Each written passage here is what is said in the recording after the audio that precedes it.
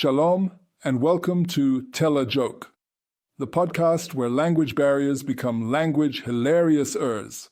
I'm Moshe, and I'm here to prove that making Aliyah is basically one long comedy show where you're both the performer and the audience, and nobody told you what genre you signed up for. Today we're talking about the beautiful, hilarious, occasionally mortifying world of Hebrew mix-ups, cultural misunderstandings, and the kind of linguistic adventures that make you question everything you thought you knew about communication. Let me start with my friend Jessica's grocery store incident, which has become legendary among our friend group. Jessica's been here for about 3 months. She's taking Hebrew classes. She's feeling pretty confident about her basic vocabulary. She decides to go grocery shopping by herself. No English-speaking safety net, just her determination, and her Hebrew phrase book. She's doing great. She's finding vegetables. She's reading labels. She's even having basic interactions with other shoppers. Peak integration success story. Until she gets to the meat counter. She wants chicken breast. Simple enough, right? She's prepared for this. She looks up chicken breast in her phrase book. Chaser off. So she approaches the butcher, points at the chicken display, and confidently announces, Ani rotze chaze off.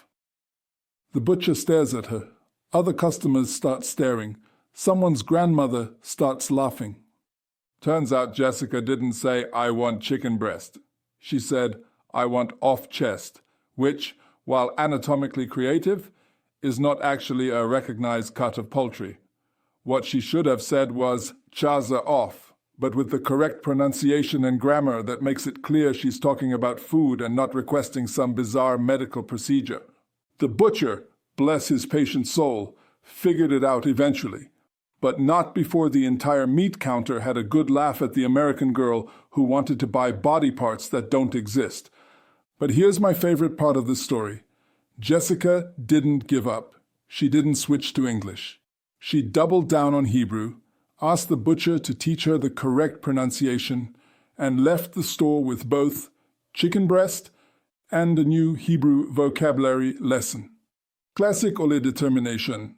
I will master this language even if it kills me or causes a public health incident at the deli counter.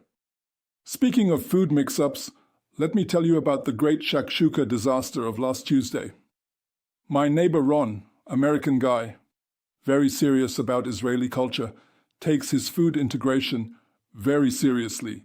Decides he's going to order shakshuka in Hebrew like a proper Israeli. He walks into this trendy Tel Aviv cafe, approaches the counter with confidence, and says to the waitress, Ani rotze shakshuka im gvina ktana. Now, what Ron thought he was saying was, I want shakshuka with a little cheese. What he actually said was, I want shakshuka with small cheese, which could mean anything from tiny cheese cubes to miniature cheese wheels to, cheese for ants. The waitress looks confused but writes it down. 20 minutes later, she brings out this absolutely beautiful shakshuka, topped with what looks like cheese confetti. Like someone took a block of cheese and grated it so fine it looks like cheese snow. Ron stares at his cheese snow shakshuka, realizes he's accidentally ordered something that exists in no known culinary tradition, and has to make a choice. Admit defeat or commit to the bit. He commits to the bit, eats the whole thing, even compliments the chef, becomes a regular customer who's now known as the American who likes weird cheese. The cafe actually added shakshuka americana to their menu, shakshuka with small cheese, and it's surprisingly popular. Ron accidentally invented a fusion dish through linguistic confusion. That's next-level cultural integration. But my absolute favorite category of Israeli language mishaps is what I call the confidence trap. This is when you know just enough Hebrew to get yourself into trouble, but not enough to get yourself out of it. Like my friend Sarah, who's been studying Hebrew for 6 months and decides to call her internet provider to upgrade her service. Big mistake. Huge mistake. Sarah dials the customer service number, gets through the Hebrew phone menu, already a victory, and gets connected to a representative. Shalom, Aich aniyechola la zorlach. Hello. How can I help you? Sarah takes a deep breath and launches into her prepared Hebrew speech. Shalom, ani rotza lehashin et ha-internet sheli. Ani tzricha internet yoter tov ki ha-internet sheli lo oved tov. Which roughly translates to, hello, I want to change my internet. I need better internet because my internet doesn't work good. The representative responds in rapid-fire Hebrew that Sarah understands about 30% of. Something about packages, something about speeds, something about installation, and a bunch of words that definitely weren't in her Hebrew textbook. Sarah panics and does what every Hebrew learner does in this situation. She says, Ken, toda, yes, thank you, and hangs up. 3 days later, a technician shows up at Sarah's apartment to install something. She has no idea what she agreed to. Could be faster internet, could be cable TV, could be a home security system. The technician speaks no English. Sarah speaks minimal Hebrew. And they spend an hour communicating through gestures and Google Translate. Turns out, Sarah accidentally upgraded to some premium package that includes internet, cable, phone service, and what appears to be a subscription to a Hebrew learning app. The irony was not lost on her. But here's the thing about Israeli customer service. They're actually incredibly patient with language learners. The technician spent an extra hour explaining Sarah's new services in simple Hebrew, drew diagrams, even programmed her remote control with labels in English. By the end of the installation, Sarah had learned more practical Hebrew than she'd picked up in 2 months of formal classes.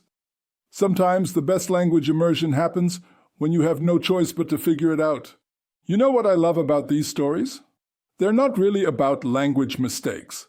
They're about the weird courage it takes to live in a language that isn't your first language. Every day, olim wake up and choose to have conversations they're not sure they can handle, order food they might not actually want, and navigate bureaucracy in a language that's basically still a beautiful mystery to them. And Israelis, we love these mix-ups. Not in a mean way, in a welcome to the club way. Everyone here has language stories. The Russian speakers who accidentally order fish instead of chicken because the words sound similar.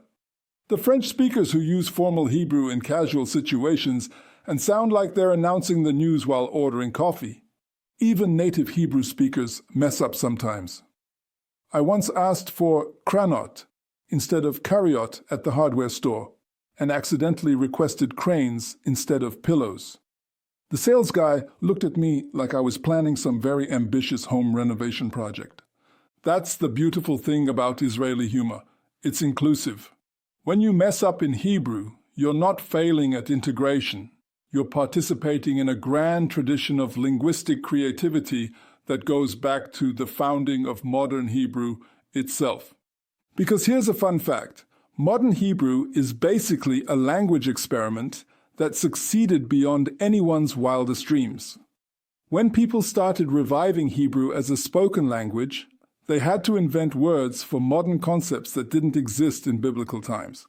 How do you say telephone in ancient Hebrew? You don't. You make something up and hope it catches on. So every Hebrew speaker is basically participating in an ongoing linguistic improvisation.